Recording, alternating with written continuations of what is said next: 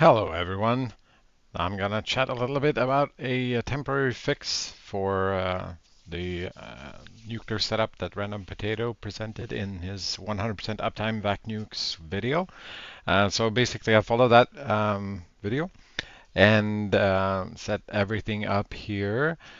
We also noticed, as others have, that it's not on 100%. Like sometimes, especially like when you run with multiple reactors, there is a problem that they don't start up immediately when you turn them on. So there is a little bit of a delay, and that causes sometimes a heat tick to happen when you're swapping coolant.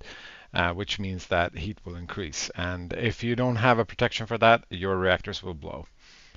So I'm going to showcase us a couple of things we did to mitigate for this. And as you can see now, they actually started, the reactor started. So we have a Lapatronic supercapacitor in the overworld. This is my personal dimension. So um, yeah, it's running in here because we wanted to avoid screwing up the base in case something happens. And as you can see, something happened. We left it like this. It's I think it's kind of cool to leave it like this. So yeah, one of the reactors blew once, and my friend didn't notice, so he did a bunch of things. So we didn't want to roll back a backup. So we kept it like this, but basically, as you can see here, it's pretty much what the video tells you to do. The setup is the same. I've added these to kind of keep track of coolant and fuel rods. Right now, we're running mainly, well, we have 4 reactors running uranium and 2 running MOX. We're transitioning over to MOX. We don't have enough plutonium yet, but we're working on that. So yeah, um, basically you have the running and cooling down stuff here, and we have the circuitry here, basically the same as the video. I've added some things, some modifications. Yeah, the maintenance or no maintenance status from the freezer here. It's not using a. Well, I put the freezer here instead of on the other side because there's room right in this chunk, so I put it here. But basically, yeah, it's a cable running right over here, a red alloy wire, I suppose. Yep. Um, Directly in, and then I have one more thing. Um, yeah, this is running off to power this thing. The video doesn't really explain how you should power this. I guess if you have the Lapatronic supercapacitor on top of your reactors, then you can power it directly from there. But we're sending the power to the overworld through a P2P here. Um, so we tried taking power from here, but it wasn't really effective or it didn't work for some reason. Like I tried the different directions and priority of power, but yeah, it didn't want to power this one properly. So we set up basically benzene setup to power the vacuum freezer. And it has a battery or a little buffer in case something happens with the benzene or whatnot. So I have kind of like a cover here to detect if there's a problem with the battery or if it's running low. And that will basically signal the reactors to stop in case there's not enough power to cool things down. So that's an addition we did. And also we have added one more thing, and I'll get to this monster later, but one thing that the video doesn't talk about is these thermal monitors that you can craft. They're in the pack. So you can craft them and you can set, basically this is set to 70% right now. So the heat can go, core temp can go up to 70%, and if it goes above 70, it will trigger or it will emit a redstone signal. So I have those on all of the reactors, and they go down all the way here. And basically, the most simple setup you can have from the beginning is to just stop the reactors or like stop the whole thing in case there's overheat. Um, so that's what we did first. So basically, this one was set to 11, which means like if I do 11 instead here, um, reactor heat okay. So now it's basically if heat is not okay, then it will stop everything and the reactors will turn off. But the thing is, if that happens, the reactors will just turn off, and you have to deal with the cooldown yourself, right? So we did this at first, and it turns out this like the overheating thing happens basically once or twice a day. So it got a little bit of like cumbersome to deal with that every day, to like manually put reactor vents in, like turn everything off, put these let's see, reactor vent. So yeah,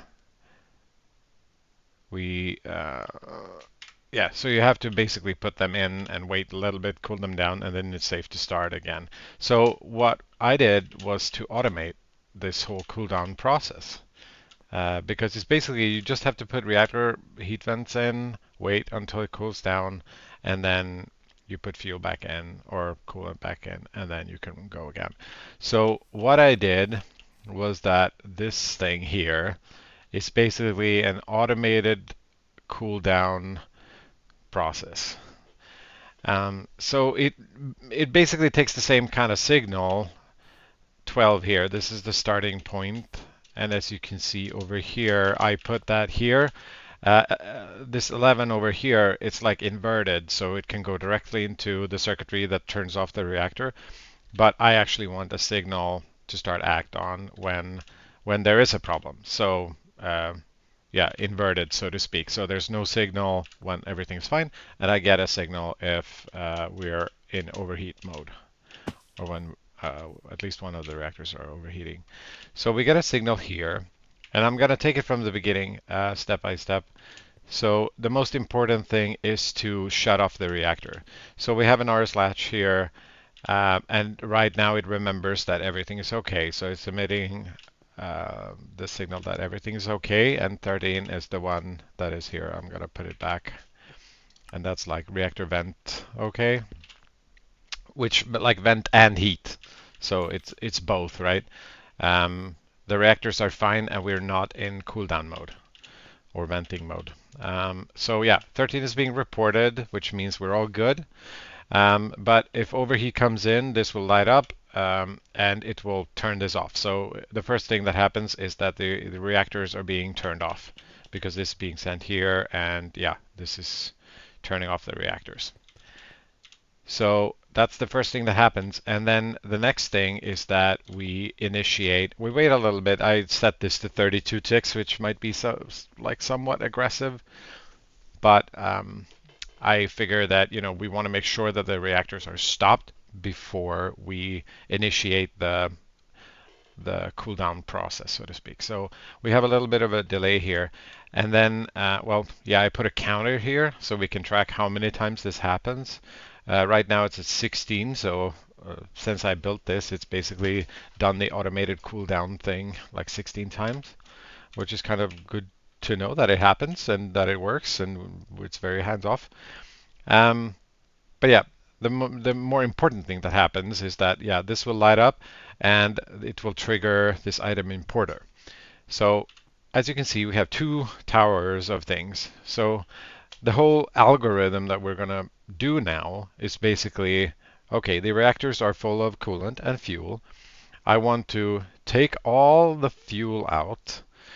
And then when all the fuel is out, I can push reactor vents in. And then when we've done that, we can just wait for the reactors to cool down, like basically get a everything is fine signal from the thermal monitors. And when that is done, we can swap back. So we take the reactor heat vents out, and then we put the fuel back. And the reason why I'm taking the fuel out and replacing it with heat vents instead of coolant is that, if, in case something goes wrong, in case the reactors turn on anyway, there's no fuel in them, so nothing can happen.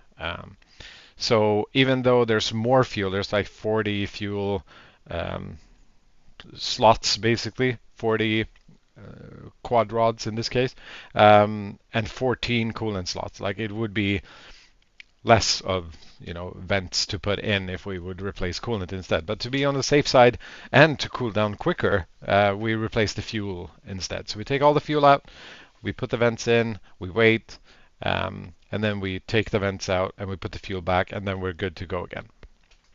So that's basically what this does. And on the left-hand side, we have the fuel being pulled out and put back in.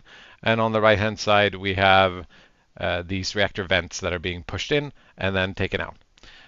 So yeah, basically this signal makes this cell, which is partitioned now to take any kind of fuel rod. We're running both MOX and uranium here. So it's taking both. So it goes in here, which is of course configured like, let's see, data to storage cells. So it's taken from the red network, which is connected to all the reactors. So it's just taking from the reactors, putting it in the cell. And then when that is done, the cell will just pop up here automatically, like through this item conduit. It would just pull the cell that's done, put it in here. I'm using low voltage chest buffers here. You can use whatever you want, but this basically has the benefit where you can add an item detector cover on it, so you can have any kind of GregTech like block that can hold items. Basically, I know like you can use machine covers, machine covers. I don't remember one of those. They can take one item, so you can use that instead if you want to. But then can't really access. I can right click on this one and get the cell out if I want. But yeah, it will end up there and send a signal, redstone signal, like to 50, which is like here, right? So when we're done, when we pulled all the fuel out, then we trigger here, and that means that we now push the reactor heat vents in. So this contains 240 reactor heat vents. Yeah, you got to make sure that you have enough heat vents or exactly the amount of to replace all the fuel. So the same amount of vents as you have fuel. So that happens, and then it's basically, yeah, it goes into this baby chest. And then there's no signal here because at this point we're just waiting for the reactors to cool down. I can trigger this manually. So we can make sure that the reactors, I have like a kill switch here, making sure that the reactors don't start. Yeah, it's basically this one. I think it's part of the in the original video as well, but then there was a lever like over here, but I put it over there so you can easily pop in and turn it off or on if you want to. But yeah, so this makes sure that the reactor won't start. So now we can just try the venting process. Now I'm going to be fairly quick because we're running MOX and I actually want them to be warm. I can heat them up again later, I suppose, but I don't want to be in the mode of putting vents in for too long because, yeah, it's I want to keep them warm. But yeah, so we can mimic overheat here. So let's do this, and now actually here, yeah, you can see this happened. So now we're cooling down quickly. They took all the fuel out, and we put vents in. Now the cells are up here, like halfway in the baby chest, so they're waiting for cooldown. And I can say, no, I want to be quick here. Yeah, it's cooling down. 33 already. God damn it. There we go. And now, yeah, the fuel is already back. So what happened here when I switched off? I basically went through the first part, like when we put the vents in, right? But now when I turn the switch off and reporting that, we're no longer overheated, we are good to go, I get the same kind of signal from this one, right? 12 is the one that is reporting if there's a problem with heat. So instead of getting a positive signal like now we're in trouble, we get a negative signal. It goes from 1 to 0, basically. It turns off. And that is being picked up by this one. So it's a NOT gate here, and then I have a pulse former, which basically emits just a pulse when this goes off. So when we are going from overheat to good, we get a pulse to 51. And 51 is of course up here. So the next thing we do when we are good is to pull out, yeah, it's no longer here, um, is to pull out the vents. So it's here from network to cell. So it's pulling the vents back into the cell, and when that is done, it just travels back down, ready for another round. So it just goes whoop. So it's red here, and I'm using green for this part. So it goes back down, and then when it's back down here, we trigger 52. Like, we're good now. We've pulled the vents out. We trigger 52.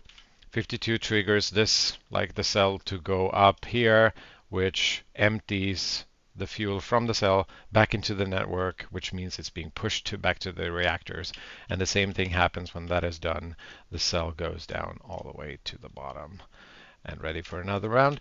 I have, like, because I'm running MOX and uranium, I have made sure to partitioned the storage buses with a fuzzy card, match any, just to make sure that we can, like, it only takes MOX here, reactor heat vents, and the coolant. I'm running these helium coolant cells instead of whatever he was using in the video. And here we have uranium rods, coolant cell, and heat vents. And now I just realized that, I think we're kind of running these to empty out these cells, or they're going to go and be depleted. And I don't have a setup to pull out the depleted rods. They're just going to stay as depleted, and I manually can put more uranium in until we're out of uranium, and then we're going to go to full MOX. So we're just like running these uranium rods to use them all, basically, to get the fuel or the energy out. But yeah, when I do the swap, I actually want to make sure that I pull any depleted rods too. So I actually need to add depleted uranium rods here as well to make sure that they are being pulled out and then being put back in again. Otherwise, the automatic cooldown is not going to work anymore. Like in any normal scenario, you don't need to care about that because you have the fuel replacing automation that is going to replace the depleted rods directly. But here, I mean, to be on the safe side, there could be a corner case where you actually have depleted rods, and when you overheat before the actual fuel swap happens. So maybe it would make sense to add depleted MOX rods here as well, just to make sure that we can pull them out and put them back in again when we do the automatic cooldown. So yeah, that's basically it. It's pretty quick. There's no timers here. It's all event driven. So it's all triggered by overheat, triggered by the reactors not being overheated anymore. And other than that, we're just waiting for those events and triggering things. So I really enjoy that there's no timer with this. We just like make sure to stop the reactor. Oh yeah, I guess the final step is that I forgot to mention is that when this cell comes back down, it means that we have put the fuel back in. So we're all good to start the reactors again. So that's 53, and 53 comes in here. We have a pulse former, which just submits a pulse that will turn on 13 again. And so, yeah, it will connect to here and then report that, we're good to go again, and the reactors can start. So, yeah, that's basically it for my temporary fix. I forgot to mention that this only works if you're running uranium or possibly MOX, but not MOX at 99% heat, because if you get one heat tick, the reactor will explode. So that doesn't really work. Like, you need a little bit of buffer of heat so that you can handle one heat tick at least. So yeah, it doesn't work for 99% MOX nor the core as well. So, but for now, for us, this is a good setup to manage the overheating problem that we currently have. As far as I heard, they're working on a fix for this. It's going to come out in New Horizons 2.8, and we're eagerly awaiting that. But until then, we at least have this, so we don't have to worry about manually cooling down the reactors. Um, so cool. Yeah, that's it from me. Hope you enjoyed this. Reach out if you have any questions. Happy to answer them. Yeah, have a good one.